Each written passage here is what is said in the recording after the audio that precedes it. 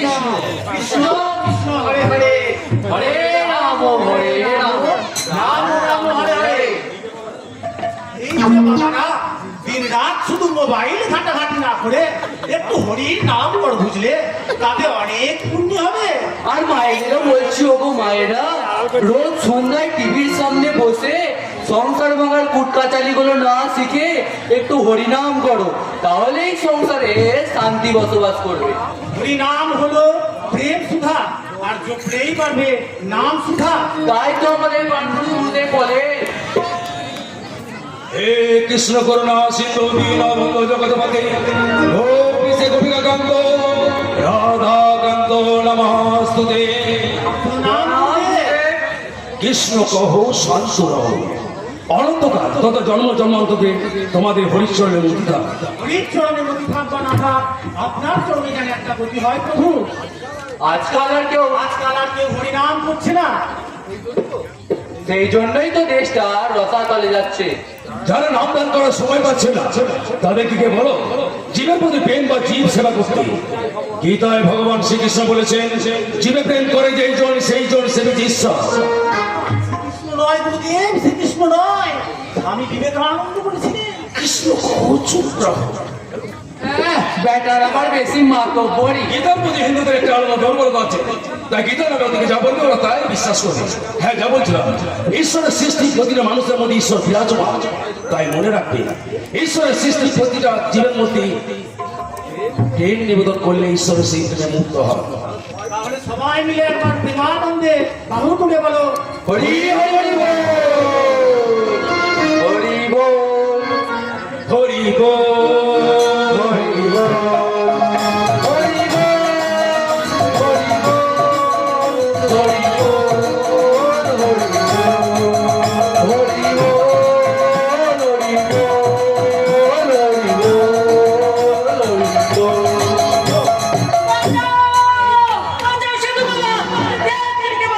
আমি বুঝছি পুলিশের তারাকে, এরা নাকি চোখের মধ্যে সেজে নৃত্য করে বেড়াচ্ছে।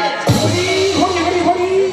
এখানে সাধন ভজন চলছে, আর তুমি কিনা একটা নারী হয়ে পুরুষের পোশাক পরে এখানে এসে এই পবিত্র স্থানটাকে অপবিত্র করে তুললে। বাইরের দিক থেকে কখনো বিচার করা যায় না, কিন্তু গাছের মতো দেখতে হলে হীরের মূল্য কিন্তু অনেক, শুধু হীরেটাকে চেনার ক্ষমতা থাকা চাই।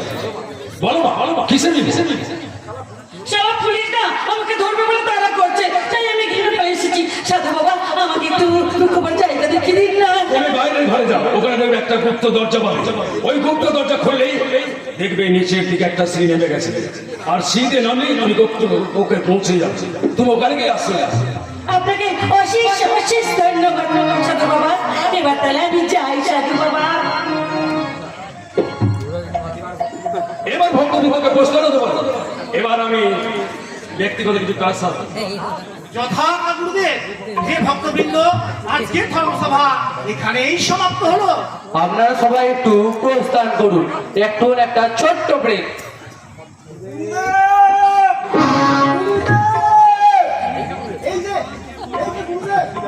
কি ব্যাপার করছো তুমি? আমার হল ছুটে আসছো কেন?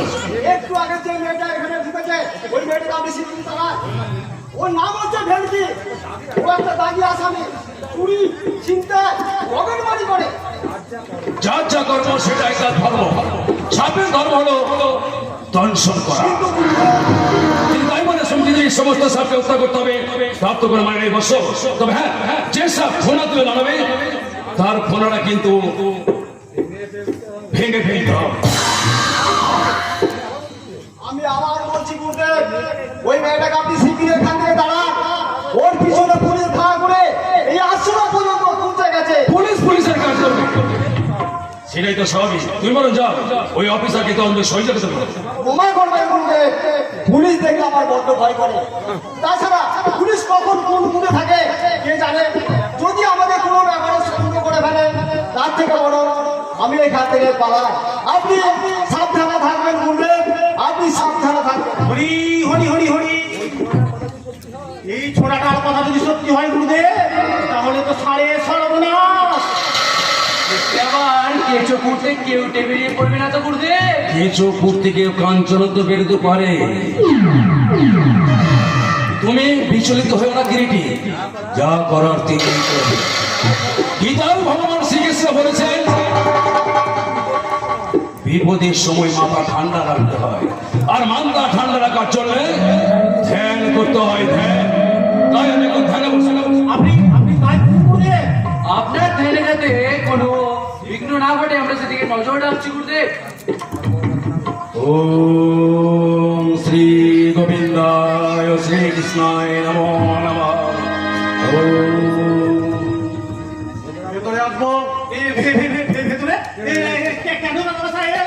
আমি আপনি আচার্যের সঙ্গে একটু দেখা করতে চাই। কিন্তু উনি তখন ধ্যানে মগ্ন হয়ে আছেন। ধ্যান ভাঙান, তাহলে বড্ড দেরি হয়ে যাবে।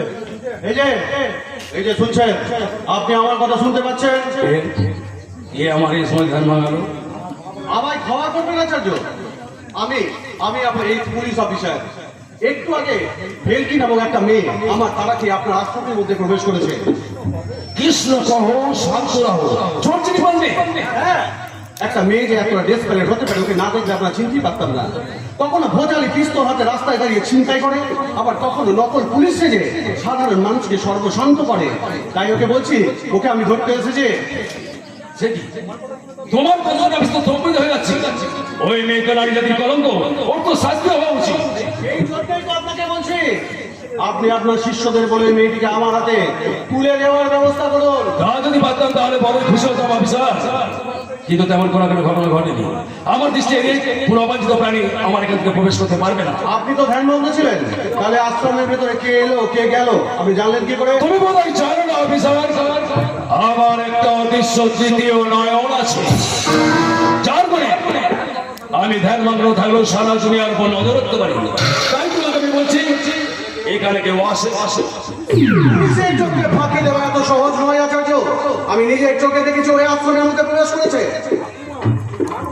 আমার মনে হয় আপনি কোনো অসৎ উদ্দেশ্য নিয়ে মেয়েটাকে আড়াল করার চেষ্টা করছেন। হরি হরি হরি হরি, গুরুদেব তো অসল বলা। গীতায় ভগবান শ্রীকৃষ্ণ বলেছেন, সাধু সন্ন্যাসী মানুষদের অমান্য করলে তার একেবারে নিজে হবে। মনে করবে বংশধর নাশ হয়ে যাবে।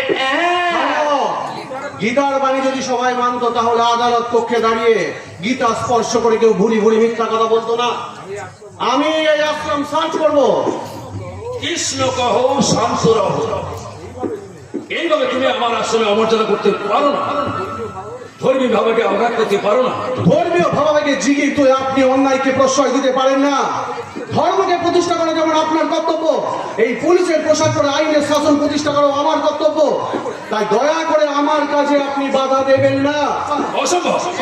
এই আশ্রমের বহু পুণ্যার্থীদের পরম পুণ্য হয়ে এই আশ্রম চলে দেশের সাধারণ সংবাদপত্র মৃত্যু করে প্রচার করে বেড়াবে যে আশ্রমে অসামাজিক কাজকর্ম হয়। দশ চক্রের ভগবান যেমন ভোগ হয়, তেমনি পাপ চক্র থেকে সবাইকে অসৎ প্রতিবন্ধ করতে চাইবে। আর তখন হয়তো আপনার অবস্থানে রাম রহিম কিংবা আসারাম বাবুর মতো আজ অনেক রাম রহিম ধর্মের আড়ালে অধর্মের রাজত্ব কায়েম করে চলেছে। আজকের দিনে আসারাম বাবুর মতো অনেক মানুষ নারীর ধর্ম লুট করে চলেছে। কে বলতে পারে আপনাদের এই আশ্রমের মধ্যেও রাম রহিম কিংবা আসারাম বাবুর মতো কাউকে খুঁজে পাওয়া যাবে না? তোমার সাহস করে অবাক হয়ে যাচ্ছে। আমার এই সামনে দাঁড়িয়ে তুমি আমাকে অপমান করছো। জানো আমি তোমায় কি করতে পারি? আমার এই ব্রহ্মচর্য তোমায় আপনার ব্রহ্মতেজ জাগলে কি হবে আমি জানি না, তবে এই আমার ব্রহ্মতেজ যদি একবার জেগে যায়, তাহলে শুধু আপনি কেন, আপনার পুরো আশ্রমটাকে আমি পুরো ভস্ম করে দেবো। অফিসার, শুনেছি এই আশ্রমের কি কোনো গুপ্ত কক্ষ আছে? মেয়েটা নিশ্চয়ই সেই কোনো গুপ্ত কক্ষে আশ্রয় নিয়েছে। আমি ওই গুপ্ত কক্ষ কক্ষ হতে যাবে কেন? ওটা তো গুপ্ত বৃন্দাবন, ওখানে যাওয়া যে বরং স্যার। পুলিশ চাইলে পাতানের অন্ধকার থেকে আসামিকে তুলে আনতে পারে। আমি ওই গুপ্ত বৃন্দাবন এক্ষুনি সার্চ করবো। ভজ গোবিন্দ লহ গোবিন্দ লহ গোবিন্দের নারে ভজ গোবিন্দ লহ গোবিন্দের নারে ভজ গোবিন্দ লহ গোবিন্দ লহ গোবিন্দের নামে। উনি আমাকে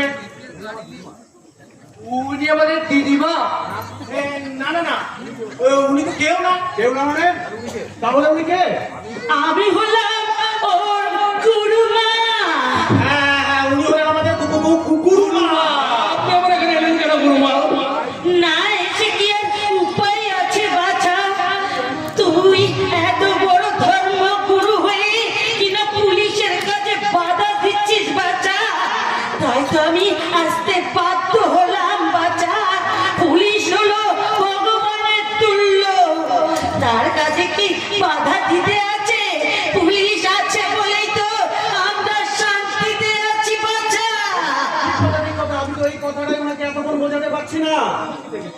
আমি বুঝে গেছি বাচ্চা, আমি বুঝে গেছি। তা তিরিকি যে